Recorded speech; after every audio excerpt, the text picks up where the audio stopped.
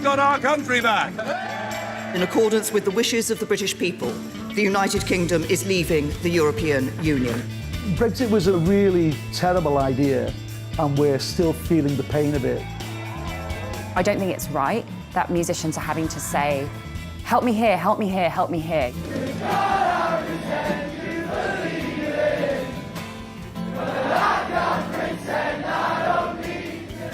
To sum up the last decade for musicians, it's been a fight. The wind has been in our face. 10 ans après le référendum sur la sortie du Royaume-Uni de l'Union européenne, à l'affiche est à Liverpool, la ville des Beatles, les pionniers de la culture pop. Mais ici, la musique a changé de tempo. Le Brexit a rebattu les cartes, imposant de nouvelles règles aux artistes. Alors comment la scène britannique s'adapte-t-elle? Comment elle lutte? Nous sommes là pour le comprendre. Première étape, le festival Sound City, établi depuis 2008 à Liverpool. Ed Sheeran, Fontaine DC ou encore Lizzo ont fait leur première scène ici. Son directeur et fondateur, Dave P. Shillingby, m'a donné rendez-vous à la Jacaranda, un lieu emblématique dans l'histoire des Beatles et de la pop britannique. Liverpool, c'est une ville de musique. Vous savez, c'est dans notre ADN. Donc l'idée était de créer un événement qui célébrerait notre passé, les Beatles et tout le reste, mais pas seulement. Notre projet, c'était de faire connaître de nouvelles musiques, créer un business avec de nouveaux artistes et un écosystème. Le 23 juin 2016, ce patron de label a voté contre le Brexit. Le Brexit est la pire chose qui nous soit arrivée ici. C'était une erreur tellement stupide. Liverpool est une ville assez pauvre, malgré notre riche patrimoine culturel. Lorsque nous étions membres de l'UE, Liverpool faisait partie de ce qu'on appelle l'objectif numéro 1. À ce titre, Liverpool recevait beaucoup de financements européens pour aider les maisons de disques, les managers, les groupes, les promoteurs à développer leur activité. Il y avait littéralement des millions de livres chaque année disponibles pour que les artistes et les entreprises puissent en bénéficier. Tout cela a disparu du jour au lendemain. De son côté, John Collins, à la tête d'une fondation soutenant l'industrie de la musique live, a été aux premières loges de la crise. Il se souvient d'une période très chaotique. On a eu à la fois le Brexit et la pandémie de Covid-19. Ça a été un double coup dur. Au niveau national, le secteur a vu son chiffre d'affaires chuter de 4,5 milliards à 1,9 milliard de livres sterling. Et au même moment, notre principal marché, l'Europe, qui est 4 fois plus important que les États-Unis, nous a été fermé. La chanteuse Kate Nash est la tête d'affiche du festival Sound City. Elle s'est imposée dès 2007 avec Made of Bricks et un Brit Award.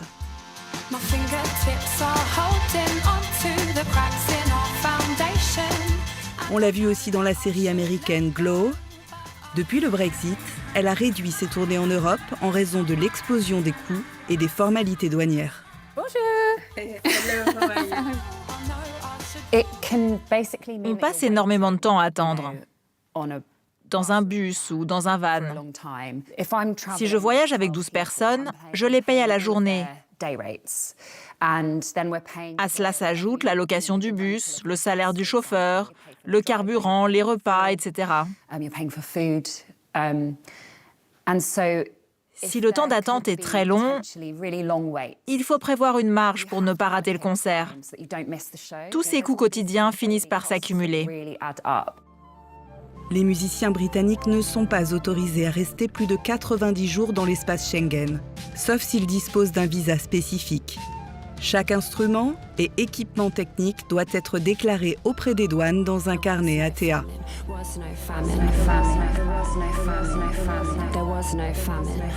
Votre titre le plus récent, Famine, est une reprise d'un titre de Sinéad O'Connor, sorti en 1994. Des instruments traditionnels irlandais figurent dans cette composition. Comment vous organisez avec ce type d'instrument la logistique des concerts, des tournées ? On avait une cornemuse irlandaise, 2 violons, une flûte irlandaise, une batterie, un tambour irlandais, des guitares, une basse. Il y a tellement de musiciens. Je viens de faire une tournée avec 3 musiciens et j'ai perdu beaucoup d'argent. J'adorerais avoir 12 personnes pour ma tournée, mais je ne pourrais pas l'amener en Europe. En 2024, vous avez rejoint la plateforme OnlyFans en publiant des photos dénudées pour pouvoir continuer à vivre de la musique. Pour quelle raison ? J'étais en tournée pour mon album Nine Sad Symphonies. J'étais sur la route, je faisais les comptes avant même de partir et j'ai dû me séparer d'un membre de l'équipe pour qu'on fasse des économies. Du coup, je me suis dit, il est temps de prendre des mesures un peu radicales. Et les gens me disaient, pourquoi OnlyFans ? Pourquoi vendre des photos de tes fesses ?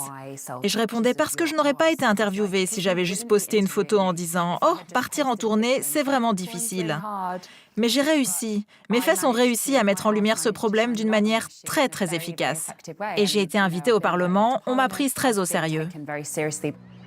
Le 3 février 2026, Kate Nash s'exprimait devant une commission parlementaire pour alerter les députés sur la précarité des artistes et sur leurs difficultés à financer leur carrière. Ce que j'ai demandé et qui aiderait vraiment les artistes, c'est une réduction des frais liés au carnet ATA, une augmentation de la quantité de produits dérivés que nous pouvons importer en Europe et une réduction des délais de traitement des formulaires de sécurité sociale. Ce sont les principales mesures qui seraient vraiment utiles. Kate Nash espère une loi. À ce stade, ces revendications n'ont débouché sur aucune mesure concrète. Si le Brexit a compliqué les choses pour les artistes établis, pour les artistes émergents, c'est encore plus difficile. Bonjour, moi c'est Finn du groupe Stone. Je m'appelle Alex. Moi c'est Elliot. And we are Stone. Let's go. Le groupe s'est formé il y a 8 ans à Liverpool. Ils se sont fait connaître en Europe grâce au succès d'une vidéo virale sur TikTok. Pour promouvoir leur 2e album sur le continent, Stone a dû alléger ses troupes. On avait un vrai manager, mais on a dû renoncer. Et Alex était le plus responsable d'entre nous. Le concert de Bruxelles a été le plus dur pour moi. C'était notre plus gros concert avec le plus de préparation. Mais on l'a fait. Ouais, et maintenant on part en France. On veut voir jusqu'où on peut aller. Ils sont de moins en moins nombreux à traverser la Manche. Près de 60% des musiciens britanniques estiment que les tournées en Europe ne sont plus assez rentables. À ces difficultés s'ajoutent les multiples fermetures de salles de concert au Royaume-Uni. On a fait notre premier concert juste là, à gauche, avant que ça ne devienne un bar irlandais flambant neuf. On a perdu quelques salles au fil des années, comme le Studio 2, le Sound Basement, le Jacaranda Phase 1. Même l'Arts Club va être vendu. Jacaranda Phase 1, the Zanzibar, they're all going, man. It's like... Elles ont toutes disparu. C'est triste. Il faut faire de la scène, mais où est-ce possible ? Des lieux aujourd'hui menacés. Au Royaume-Uni, rien qu'en 2023, 125 salles indépendantes ont disparu en un an.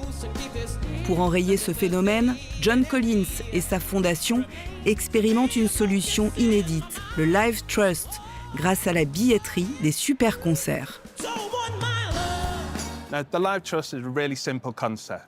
Le concept de Live Trust est assez simple. Le principe est de prélever £1 livre par billet pour les concerts de plus de 5000 places. En échange, nous distribuons cet argent à des programmes de soutien à la scène musicale émergente au Royaume-Uni. Nous avons distribué 500 000 livres en février pour aider les salles de concert à rester ouvertes et pour les aider à loger les artistes en tournée. Nous attendons environ 6 millions de livres cette année grâce à des artistes comme Harry Styles, Olivia Dean, les Foo Fighters, My Chemical Romance et Lily Allen. Ils contribuent tous à ce nouveau concept.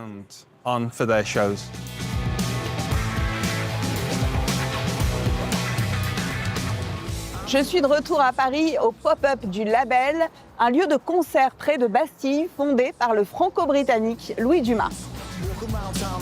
Are you ready for tonight? I can't wait. I'm excited. Je retrouve le groupe Stone au complet. Hello. Nice to meet you. Sonia. Nice to meet you. Stone qui sont là ce soir, qui sont arrivés avec leur van, qui déchargent eux-mêmes à la main tout leur matos. Ouais. C'était difficile de les faire venir. Comment ça s'est passé, l'échange entre vous? Le groupe remplit plein de salles en Europe et là, ce soir, on sera complet aussi. Mais effectivement, c'est une économie très fragile. Un membre du groupe est lui-même tourman. C'est eux-mêmes qui vont aider à décharger, etc. Nous, on n'est pas en mesure de s'occuper de leur logement. Donc, c'est beaucoup à cette échelle-là de débrouille. Nous, on fait une coproduction, c'est-à-dire qu'on partage les recettes de la billetterie. On garde un pourcentage plus petit, qui nous permet de couvrir les frais d'ouverture de salle. Mais le promoteur récupère le reste pour payer les frais administratifs de demande de visa et les cachets d'artistes.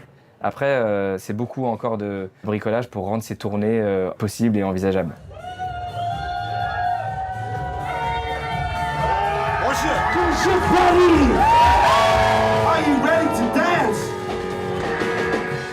C'est tellement important pour nous d'avoir la chance de faire des tournées à l'étranger. On adore ça. C'est vraiment génial, aussi parce que comme pour tous les concerts qu'on donne, les gens reviennent sans cesse. On est tellement soutenus ici, on est vraiment reconnaissants. Je pense que la chance qu'on a, c'est qu'on a une base de fans formidable pour laquelle on se déplace à l'international. On a beaucoup d'amis musiciens qui, eux, ont dû abandonner.